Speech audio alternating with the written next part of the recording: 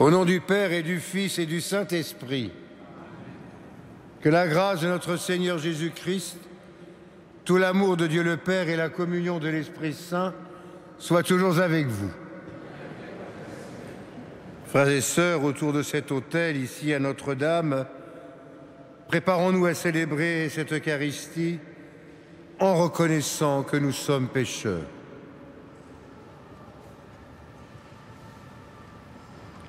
Je confesse à Dieu Tout-Puissant.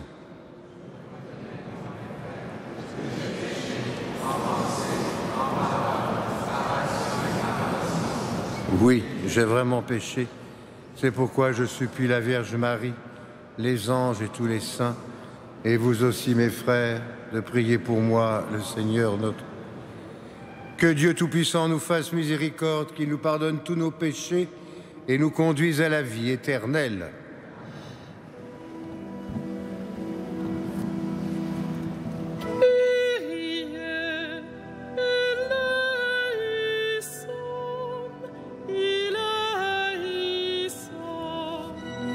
Kyrie eleison,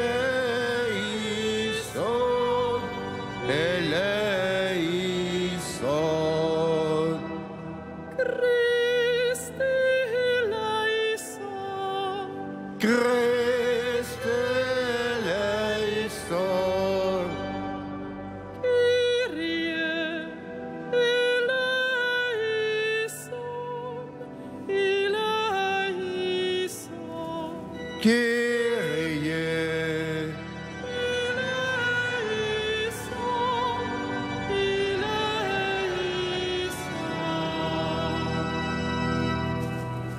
Prions le Seigneur.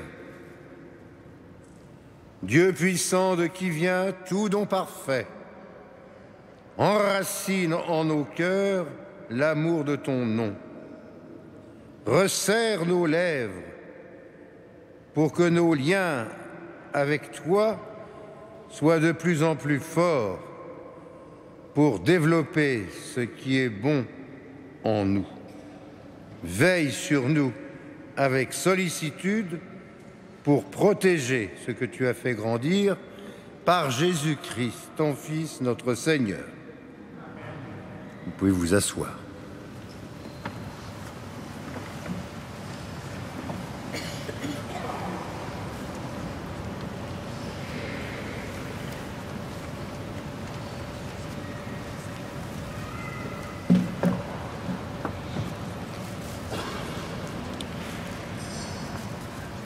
Lecture de la lettre de Saint Paul apôtre aux Colossiens.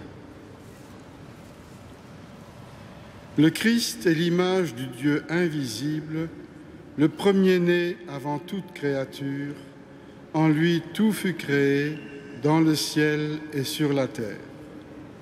Les êtres visibles et invisibles, puissance, principauté, souveraineté, domination, tout est créé par lui et pour lui. Il est avant toute chose et tout subsiste en lui. Il est aussi la tête du corps, la tête de l'Église. C'est lui le commencement, le premier-né d'entre les morts, afin qu'il ait en tout la primauté. Car Dieu a jugé bon qu'habite en lui toute plénitude, et que tout, par le Christ, lui soit enfin réconcilié, faisant la paix par le sang de sa croix, la paix pour tous les êtres, sur la terre et dans le ciel. Parole du Seigneur.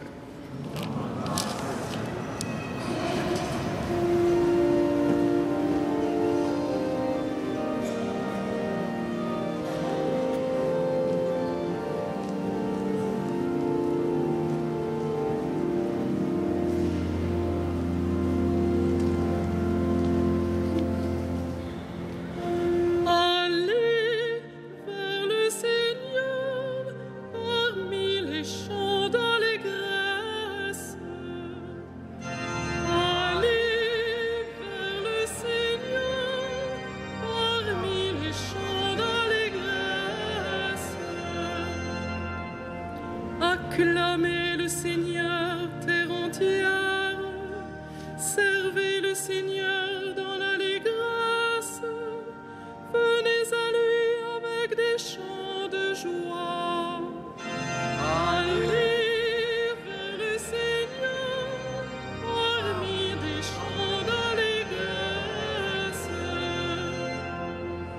Reconnaissez que le Seigneur est Dieu. Il nous a fait et nous sommes à lui. Nous, son peuple, son troupeau. Allez vers le Seigneur parmi les champs d'allégresse. Venez dans sa maison lui rendre grâce. Dans sa demeure, chantez ses louanges. Rendez-lui grâce et bénissez son nom. Allez vers le Seigneur parmi les chants d'allégresse. Oui, le Seigneur est bon, éternel est son amour. Sa fidélité demeure d'âge en âge. Allez vers le Seigneur parmi les chants d'allégresse.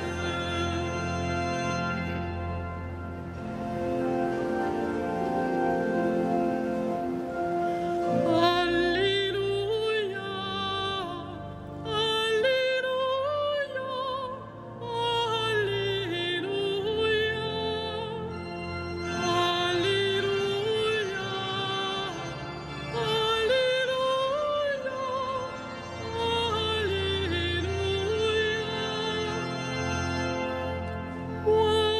Je suis la lumière du monde, dit le Seigneur. Celui qui me suit aura la lumière de la vie. Alléluia, Alléluia, Alléluia.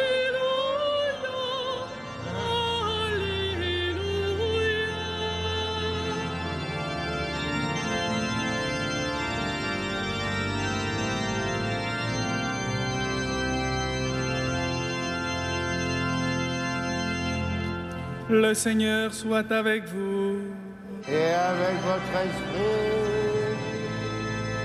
Bonne nouvelle de Jésus-Christ selon saint Luc.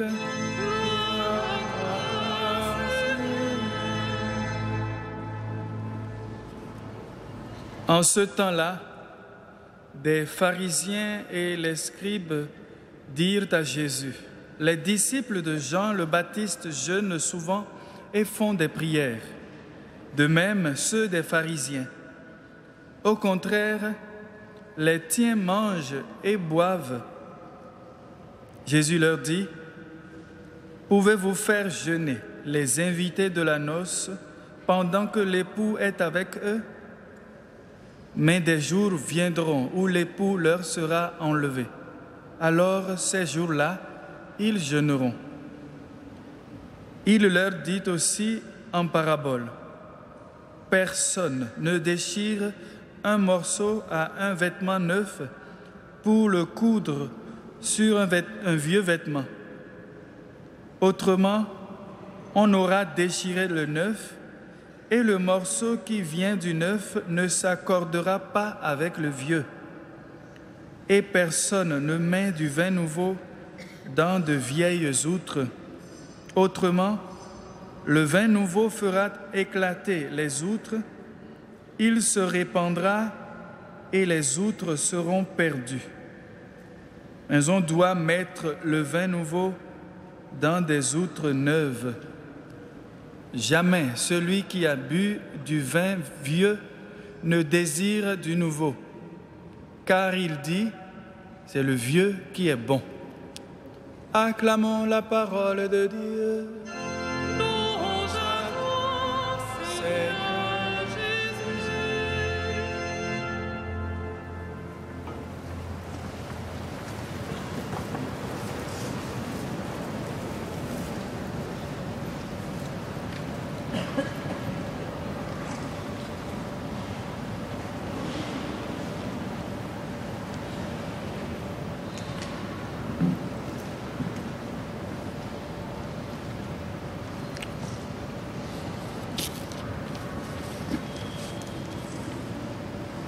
Frères et sœurs bien-aimés, dans cet évangile de saint Luc,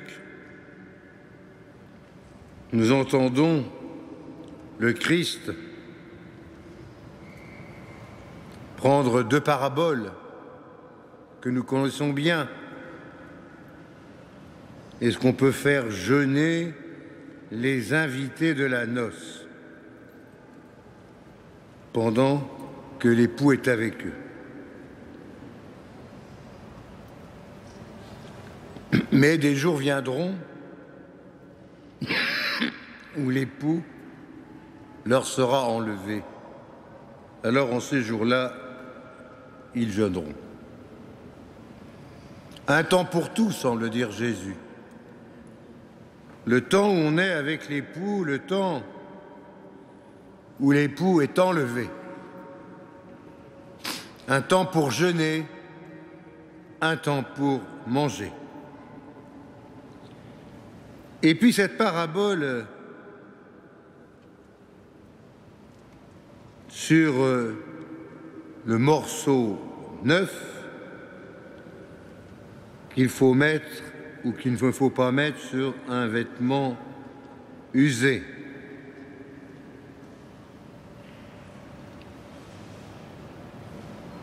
Sinon, des catastrophes qui sont annoncées. Depuis que je suis recteur de cette cathédrale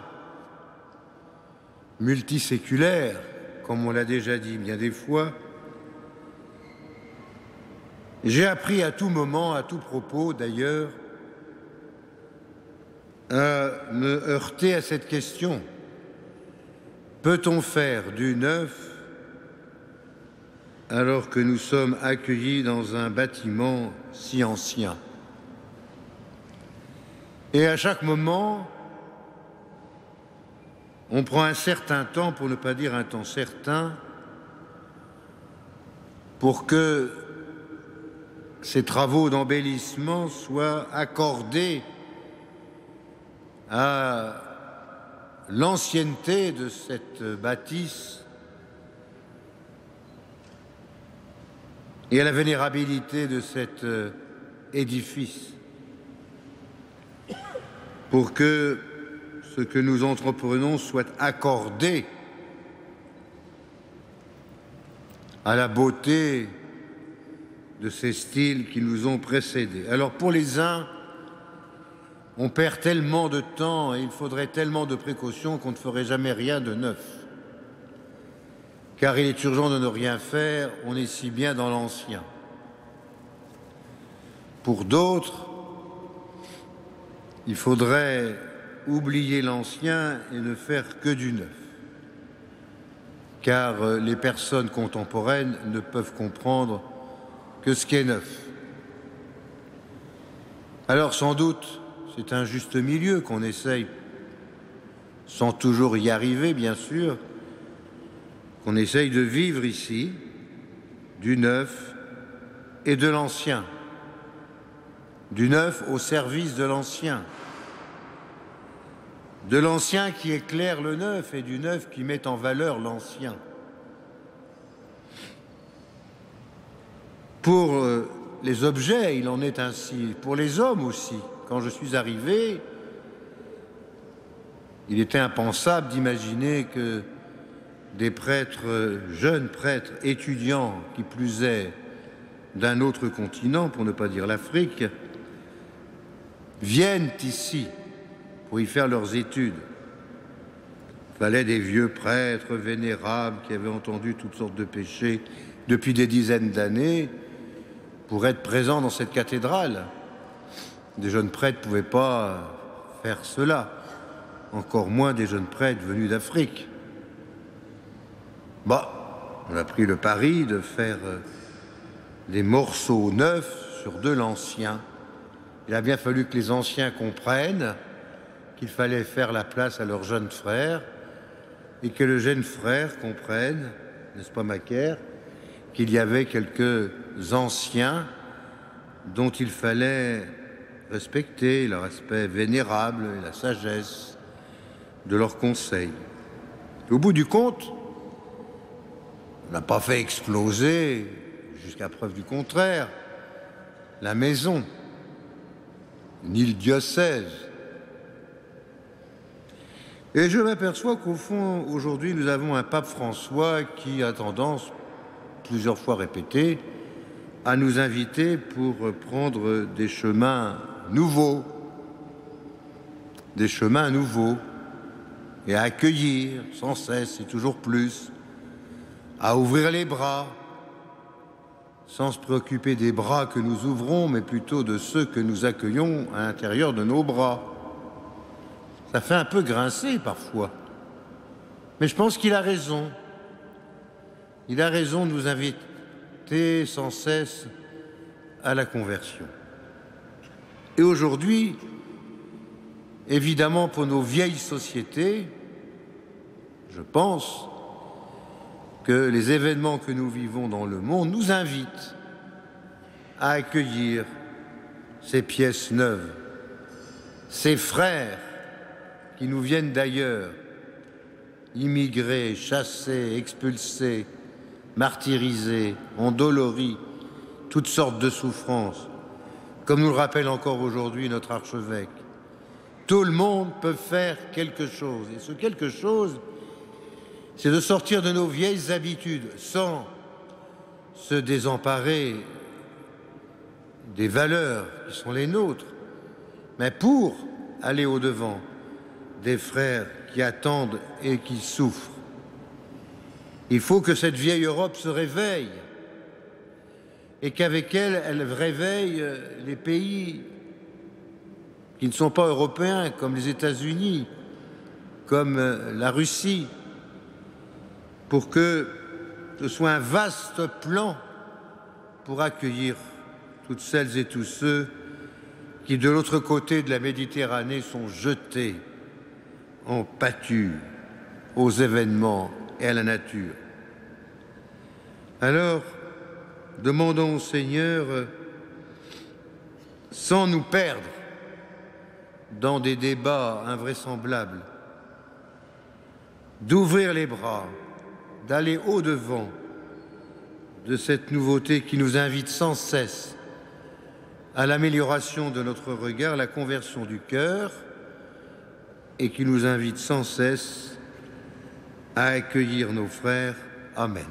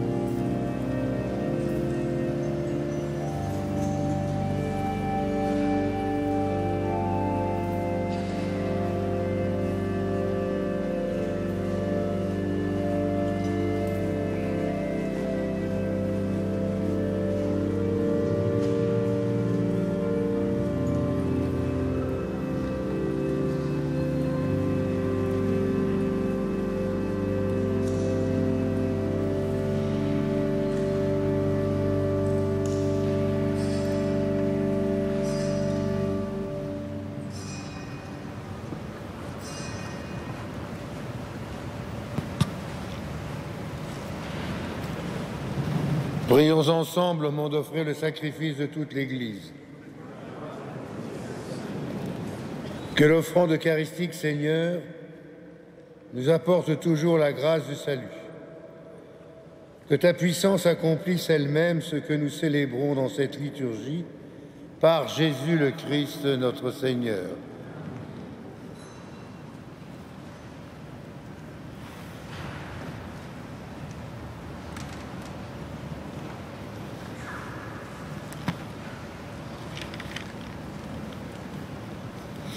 Le Seigneur soit avec vous. Élevons notre cœur. Rendons grâce au Seigneur notre Dieu. Vraiment, Père très saint, il est juste et bon de te rendre grâce toujours en tout lieu par ton Fils bien-aimé Jésus le Christ. Il est ta parole vivante par qui tu as créé toutes choses. C'est lui que tu nous as envoyé comme Rédempteur et Sauveur, Dieu fait homme, conçu de l'Esprit Saint, né de la Vierge Marie, pour accomplir jusqu'au bout ta volonté, rassembler du milieu des hommes un peuple saint qui t'appartienne. Il étendit les mains à l'heure de sa passion afin que soit brisée la mort et que la résurrection soit manifestée. C'est pourquoi, avec les anges et tous les saints, nous proclamons ta gloire en chantant d'une seule voix.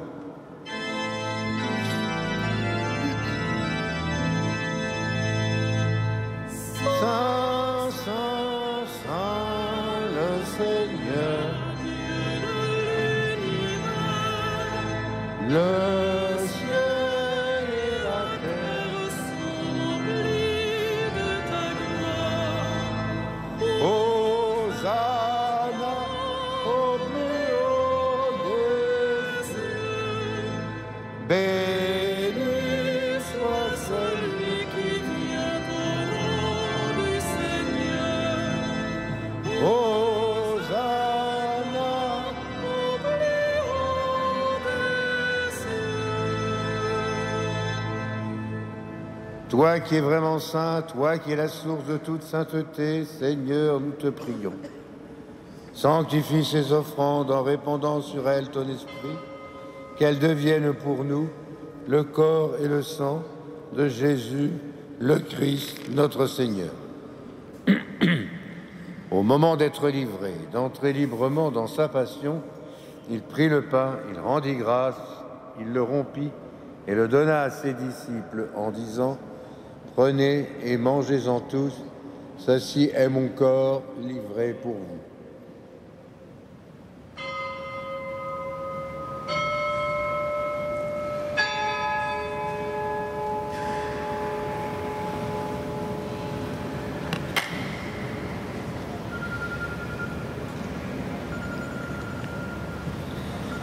De même, à la fin du repas, il prit la coupe. De nouveau, il rendit grâce et la donna à ses disciples en disant : « Prenez et buvez-en tous, car ceci est la coupe de mon sang, le sang de l'alliance nouvelle et éternelle, qui sera versé pour vous et pour la multitude. Faites ceci en mémoire de moi. »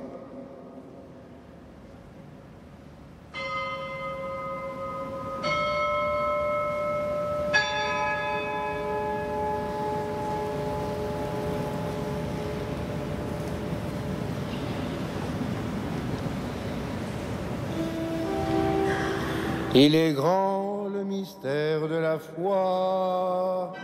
Nous proclamons ta mort, Seigneur Jésus. Nous célébrons ta résurrection. Nous attendons ta venue dans la gloire.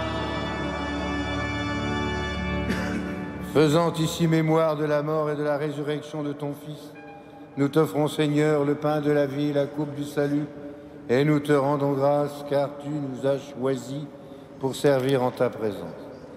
Humblement, nous te demandons qu'en ayant part au corps et au sang du Christ, nous soyons rassemblés par l'Esprit Saint en un seul corps. Souviens-toi, Seigneur, de ton Église répandue à travers le monde. Fais-la grandir dans ta charité avec le pape François, notre archevêque André et ses auxiliaires, et tous ceux qui ont la charge de ton peuple.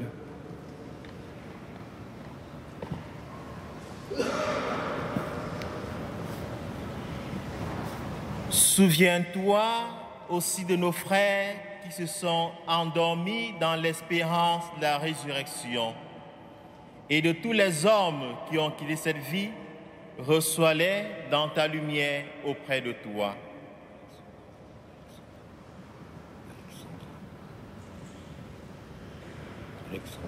Alexandra, suis-nous tous enfin. Nous implorons ta bonté. Permets qu'avec la Vierge Marie, la bienheureuse Mère de Dieu, Saint Joseph, avec les apôtres et les saints de tous les temps qui ont vécu dans ton amitié, nous ayons part à la vie éternelle et que nous chantions ta louange par Jésus-Christ, ton Fils bien-aimé.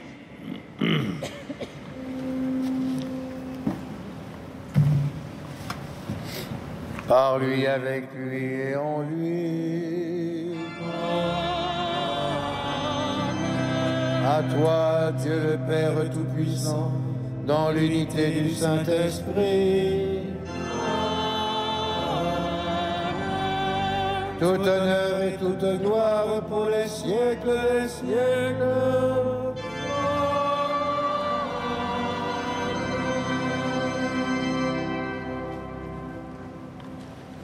Prions comme nous l'avons appris du Sauveur et selon son commandement, nous osons dire, Notre Père,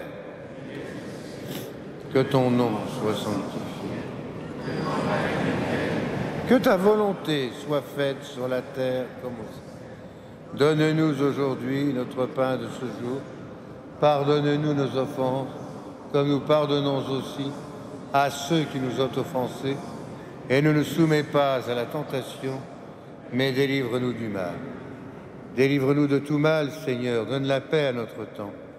Par ta miséricorde, libère-nous du péché. Rassure-nous devant les épreuves, en cette vie où nous espérons le bonheur que tu promets, l'avènement de Jésus le Christ, notre Sauveur.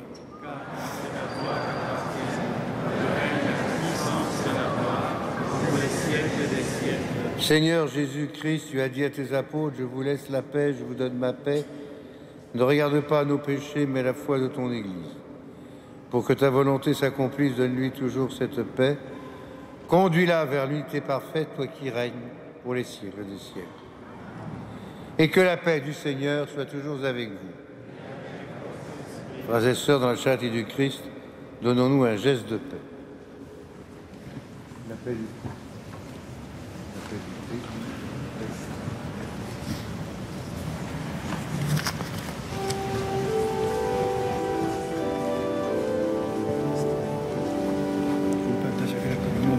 Agneau de Dieu qui enlève le péché du monde, aie pitié de nous.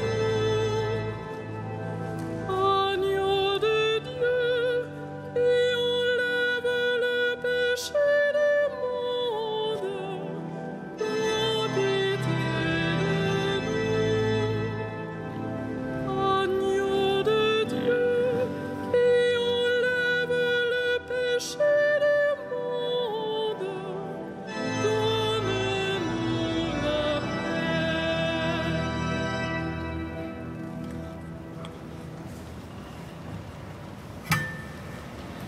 Heureux sommes-nous d'être ce soir une fois de plus, et comme la multitude des invités au repas du Seigneur. Voici Jésus, voici l'agneau de Dieu, celui qui enlève le péché du monde.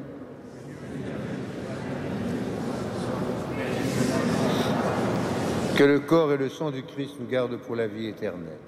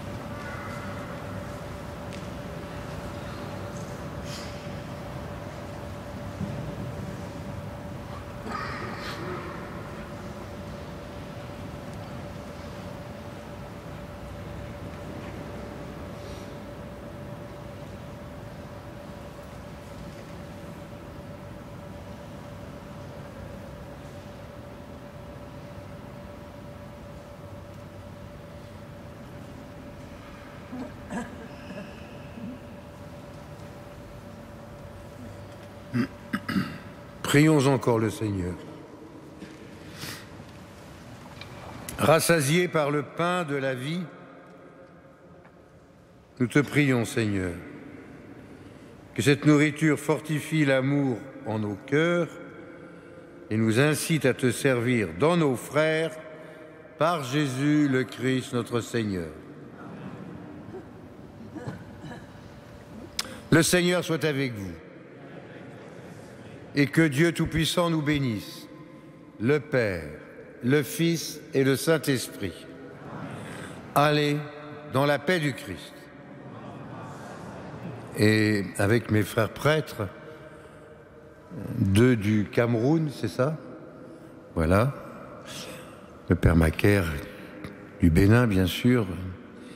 Et puis aussi un clerc qui est du Portugal. Nous allons recevoir la prière qui nous conduit sur les chemins de Marie en chantant le Salvé. Qu'elle soit aussi l'occasion en ce premier vendredi du mois de confier au Christ persécuté, torturé, mis à mort, tous ceux, toutes celles pour lesquels le pape et notre archevêque nous demandent de prier, tous ces réfugiés.